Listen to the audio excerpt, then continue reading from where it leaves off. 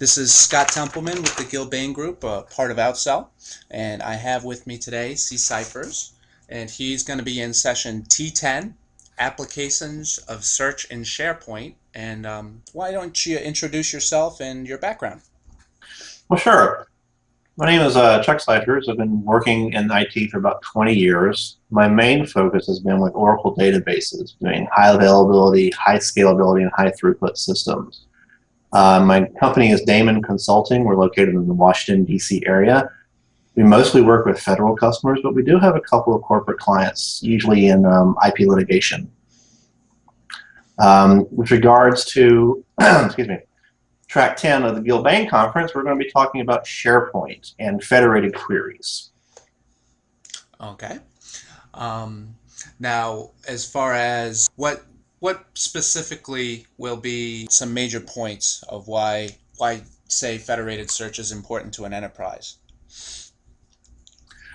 Well, in my experience, when you have a large enterprise data system, people tend to be somewhat protective of their rights pools. They understand that information is power, and they don't want to give up that power.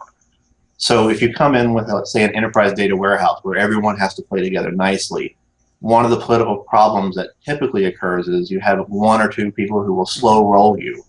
They'll participate, but they'll just kind of drag their feet because they don't want to give up that power, or they think it's the wrong idea, or however way to go.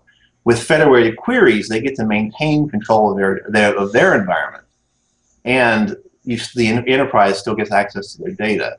I found that it tends to work better as far as the political side goes, because now everyone is less threatened. And that also seems to be an issue that can translate from the government entity to a enterprise pretty easily as well, it sounds like.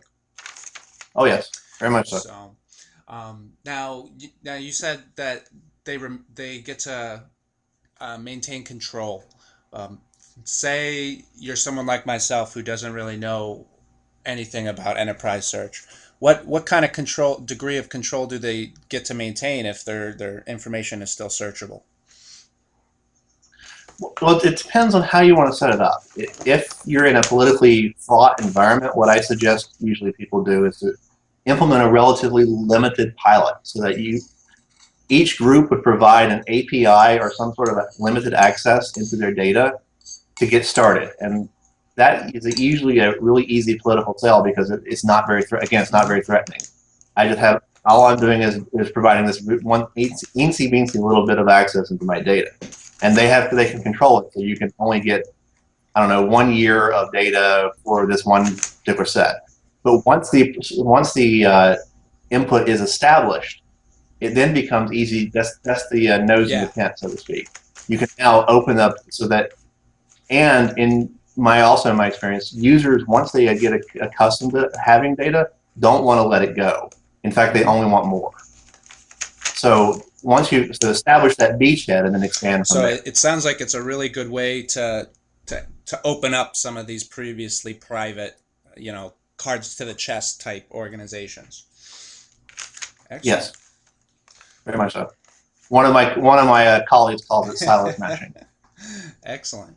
Well, it sounds very interesting, and like I said, he'll be in session T10 if you want to check him out, and that is in the technology track. So I'll include a link to the session, and look forward to seeing you in Boston. All right, we look forward to seeing everyone as well.